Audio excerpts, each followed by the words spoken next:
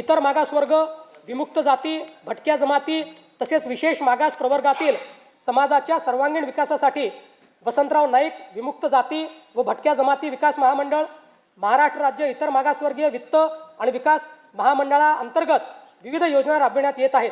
विद्यार्थ्यांना अधिक छात्रवृत्ती तसेच संशोधनाचे काम करण्यासाठी सारथी, बार्टी, आरटी, TRTI, महाज्योती, वनारटी, अमृत आणि मार्टी या संस्था कार्यरत आहेत. या सर्व संस्थांसाठी पुरेशी तरतूद करण्यात आली आहे. जय शिवराय मित्रांनो, महामंडळांच्या विषयी आजचा विषय म्हणजे महत्त्वाचा विषय आहे. त्यामध्ये अण्णासाहेब पाटील महामंडळ असेल किंवा ओबीसी महामंडळ असेल आणि आता मागच्या विधानसभा निवडणुकीच्या अगोदर ओबीसी महामंडळामध्ये सुद्धा वेगवेगळ्या प्रकारचे छोटे छोटे असे महामंडळ केलेले.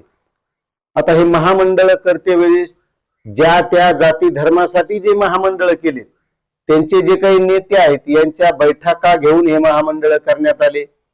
त्यानंतर या महामंडळाला निधी सुद्धा देऊ अशी सुद्धा घोषणा करण्यात आली होती. आणि सध्या आता अर्थसंकल्पीय अधिवेशन चालू आहे. यामध्ये मुख्यमंत्र्यांनी अर्थसंकल्प सादर केला. मग त्यामध्ये जसं सांगितलं होतं निवडणुकीच्या अगोदर की या महामंडळांना 50 कोटी रुपये निधी दिला जाईल. मग आता या महामंडळांना निधी दिलाय का किंवा त्यावर मुख्यमंत्री काय म्हणालेले आहेत याबद्दल आपल्याला सर्व माहिती या व्हिडिओ मधून घ्यायची आहे.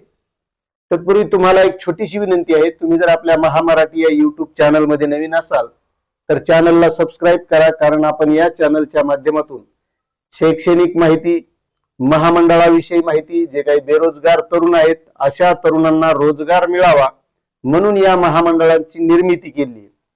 आता या अगोदर ओबीसी महामंडळ एकच होतं, मात्र त्यामध्ये आता वेगवेगळ्या जाती धर्मांसाठी मागच्या विधानसभा निवडणुकीच्या अगोदर मुख्यमंत्री देवेंद्र फडणवीस यांनी ती घोषणा केली. त्यामध्ये गुरव असतील, सुतार असतील, नाभिक असतील, रामोशी असतील, लोहार, सिंपी, लेवा पाटीदार, सोनार, लिंगायत असे वेगवेगळ्या समाजासाठी वेगवेगळ्या प्रकारचे महामंडळ तयार करण्यात आले.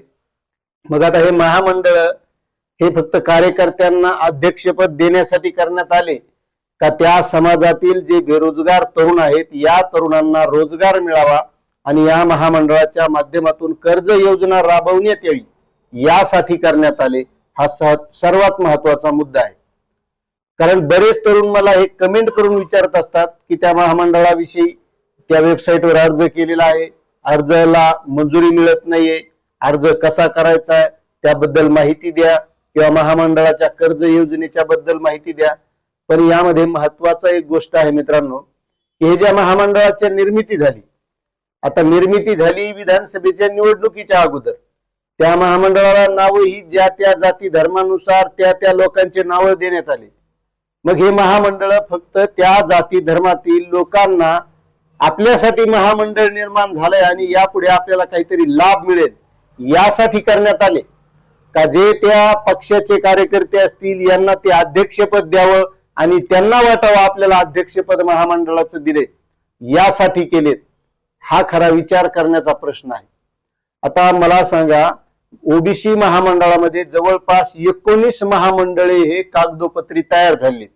बरेचसे वेबसाईट सुद्धा झाले आहेत. आता व्हीजेएनटीच्या बद्दल जे महामंडळ आहेत त्याच्यात उपकंपन्या वेगवेगळ्या प्रकारचे केले आहेत, व्हीजेएनटी मध्ये ज्या काही जाती येतात त्यांच्यासाठी.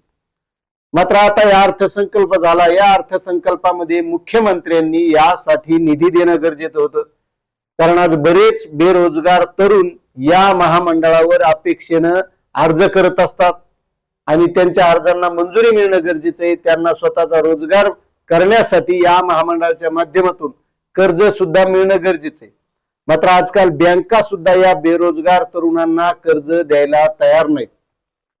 आता अण्णासाहेब पाटील आर्थिक विकास मागास महामंडळाच्या माध्यमातून वाहनांसाठी सुद्धा कर्ज दिलं जातं. त्यामध्ये सर्वात जास्त शेतकरी हे आपल्या ट्रॅक्टर घेण्यासाठी अर्ज करत असतात. मात्र त्यावर सुद्धा तुमच्या जिल्ह्याचा वाहनांचा कोटा संपलेला आहे अशी सूचना येत आहे. बरेच काही असे लोक आहेत की ज्यांनी महामंडळाकडून आपल्याला कोणत्या तरी व्यवसायासाठी कर्ज घेतलेलं आहे आणि बऱ्याच लोकांना याचा व्याज परतावा सुद्धा येत नाही, काही लोकांना येतो. म्हणजे नेमकं मग महामंडळ हे आहेत तरी कशासाठी? त्या वेबसाईटवर नुसती माहिती दिली, माहिती वाचायला निश्चित लोकांना अर्ज करायसाठीच आहेत का? आता जे 19 महामंडळाची स्थापना झाली होती मित्रांनो, या महामंडळांना 50 कोटी रुपये निधी देऊ अशी घोषणा सुद्धा त्यावेळेस केली होती. मात्र या अर्थसंकल्पामध्ये मुख्यमंत्री काय म्हणालेले आहेत ते तुम्हाला सांगतो, म्हणजे तुमच्या लक्षात येईल. बघा मित्रांनो, इतर मागास व बहुजन कल्याण, इतर मागास वर्ग, विमुक्त जाती, भटक्या जमाती तसेच विशेष मागास प्रवर्गातील समाजाच्या सर्वांगीण विकासासाठी वसंतराव नाईक विमुक्त जाती व भटक्या जमाती विकास महामंडळ महाराष्ट्र राज्य इतर मागासवर्गीय वित्त आणि विकास महामंडळांतर्गत विविध योजना राबविण्यात येत आहेत. आता कोणत्या योजना आहेत?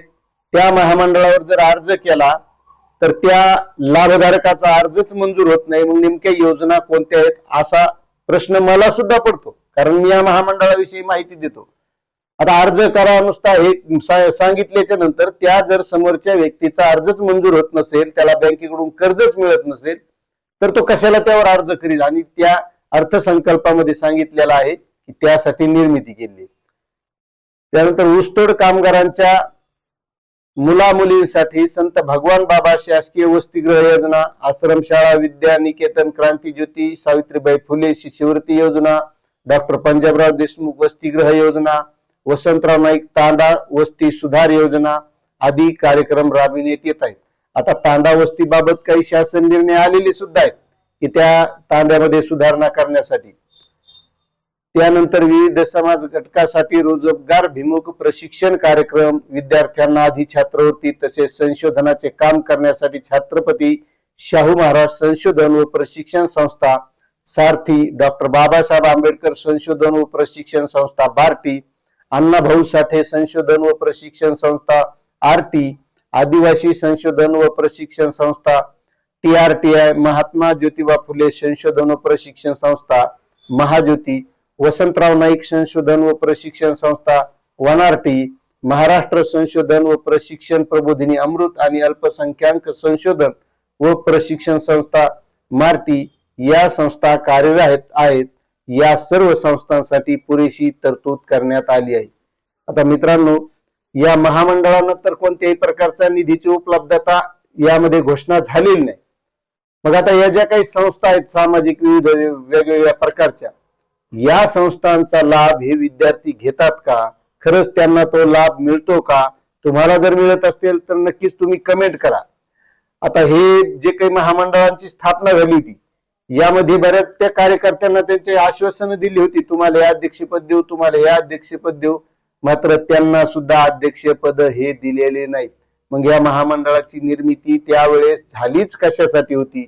ओबीसी महामंडळ या अगोदर होतं, मात्र त्यामध्ये वेगवेगळ्या प्रकारच्या विभागण्या करून वेगवेगळे पुन्हा महामंडळ निर्मित करण्याची गरजच काय होती असा सुद्धा प्रश्न पडतो. आता यावर तुम्हाला काय वाटतंय नक्कीच कमेंट करा. चॅनलवर नवीन असाल तर सबस्क्राईब करा. धन्यवाद.